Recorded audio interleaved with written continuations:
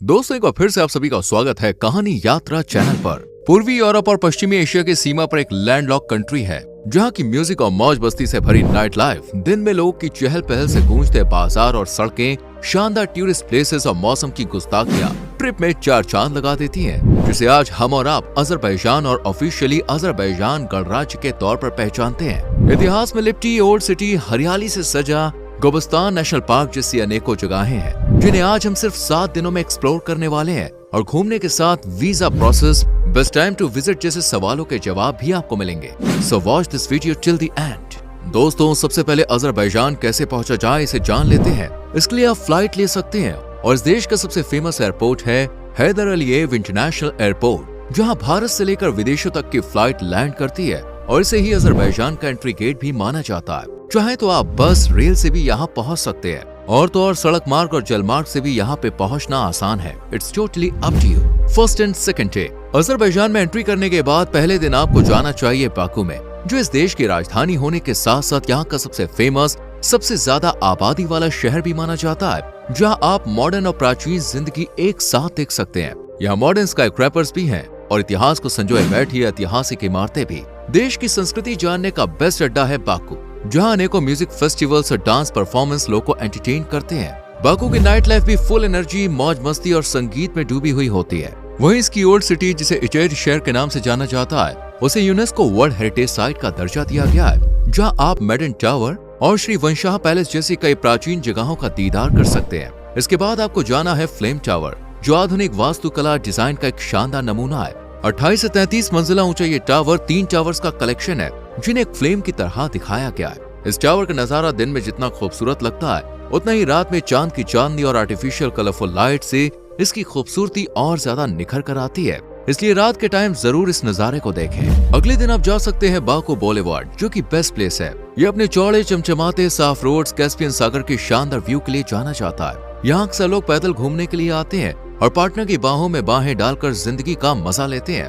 या आप Baku Ferris wheel, mini Venice water park घूम सकते हैं, जबकि खाने में हाजिर है कबाब, प्लोव डोलमा और बकलवा, जिसे खाते ही पेट और दिल दोनों खुश हो जाए। Third day. तीसरे दिन आप एक्सप्लोर कर सकते हैं बाकू से कुछ मील की दूरी पर बसे गोबस्तान नेशनल पार्क को, जो पेट्रोग्लिफ, मिट्टी की ज्वालामुखियों और दिल चुरा लेने वाले शानदार नजारों के लिए जाना जाता है। प्राकृतिक सुंदरता की वजह से इसे यूनेस्को साइट का दर्जा भी हासिल है। यहाँ न सिर्फ प्रकृति ने अपनी मेहर बरसाई है, बल्कि इतिहास भी यहाँ कदम कदम पर है, जिनमें सबसे खास है पेट्रोग्लिफ्स। ये चट्टान नक्काशी लगभग 40,000 साल पुरानी बताई जाती है, जिन्हें नियोलिथिक जनजातियों के साथ साथ कई प्राचीन सभ्यताओं ने बनाया था, जो आज शुरुआती मानव इतिहास और संस्कृति, शिकार कला का अद्भुत नजारा पेश करती है। इस पार्क में कई प्राचीन चीजें भी पाई गई हैं, जैसे प्राचीन औजार, मिट्टी के बर्तन और घरों के अवशेष, जो प्राचीन दुनिया से रूबरू कराते हैं। यहाँ की मिट्टी की ज्वालामुखी भी अट्रैक्शन का कारण है, जिनकी संख्या दुनिया में सबसे ज्यादा और सबसे एक्टिव मानी जाती है।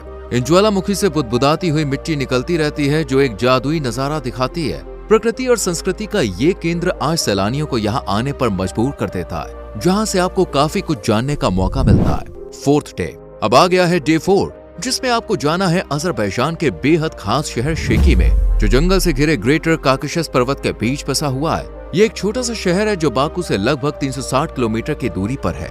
शेकी महज 68,400 लोगों का घर है, जिसे लोगों ने बड़ी खूबसूरती और प्यार से बसाया है। शेकी अपनी लाल टाइल्स, नक्काशीदार लकड़ी के दरवाजों और छोटे घरों वाली संकरी गलियों के लिए जाना जाता है, जहां आप टहल सकते हैं और शहर की खूबसूरती को महसूस कर सकते हैं। यहाँ पे आपको मैक्सिमम घरों में छोटे छोटे गार्डन्स देखने को मिलेंगे, क्योंकि यहाँ लोग नेचर को काफी सपोर्ट करते हैं, और घरों की सुंदरता बढ़ाने का भी एक अच्छा ऑप्शन है। अब शहर में आ ही गए हैं, तो चलिए आपको यहाँ के सबसे famous tourist spot shaky Khan के महल का भी दीदार करा देते हैं। शहर के किले में बना शेकी खान का ये राजसी महल अपनी शानदार दीवार पेंटिंग और रंगीन खिड़कियों के लिए फेमस है।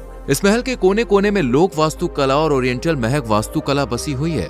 दीवारों पर बनाए गए चित्रों में युद्ध का नजारा, पेड़ पौधे और कई चीजें देखी जा सकती हैं, जो महल को और खास बनाती हैं। 5th and 6th day.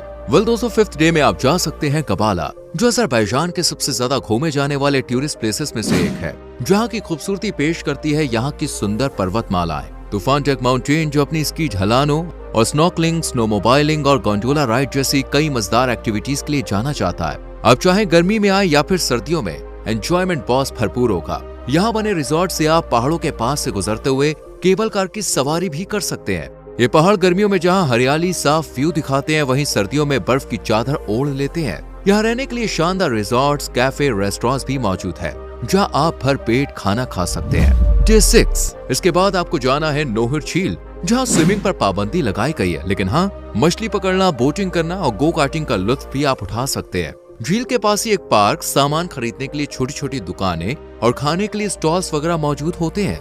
ये झील 240 स्क्वायर किलोमीटर में फैली हुई है। सर्दियों में झील की सतह 40 से 50 सेंटीमीटर बर्फ से ढक जाती है। वहीं अगर आप बोटिंग करना चाहते हैं तो वो भी यहाँ पर आप कर सकते हैं, जो कि आपकी लाइफ का सबसे बेस्ट मोमेंट हो सकता है। डे 7 ट्रिप के आखिरी दिन में आपको जाना है अबशेरोन पेनिनसुला में, जो अजरबैजान में एक प्रायद्वीप है। ये देश के सबसे बड़े और सबसे ज्यादा आबादी वाले शहर बाकू का स्थान है। कैस्पियन सागर से घिरा अबशेरो प्रायद्वीप खासतौर से अपने रेतीले समुद्री तटों और कई शांति में बसे गांव के लिए जाना जाता है, जहां एक तरफ आपको इस पेनिनसुला में ग्रामीण जिंदगी को जानने का मौका मिलता है, तो वहीं दूसरी तरफ इसमें modern hotel, cafe, water parks, restaurants भी देखने को मिलेंगे। यहाँ पर आपको ऐतिहासिक धार्मिक जगहें देखने का मौका मिलेगा, जिनमें आप 17वीं 18वीं शताब्दी में बने अटेशगाह मंदिर को घूम सकते हैं। इस मंदिर में अक्सर आग चलती रहती है, जिसका रहस्य कोई भी सुलझा नहीं पाया है। इसी तरह आग की आगोश में समाया हुआ है याना डाग, जो प्रकृति का अद्भुत नमूना है और इस पेनिनसुला और देश का सबसे खास पर्यटन स्थल। ये पहाड़ की ढलान पर बसा हुआ है। ये बर्निंग माउंटेन है, जहां हर वक्त आग चलती रहती है। इसका कारण है जमीन से रिलीज होने वाली मीथेन गैस, जो सदियों से इस एरिया को आग के लिप्टों में झुलसाए हुए है।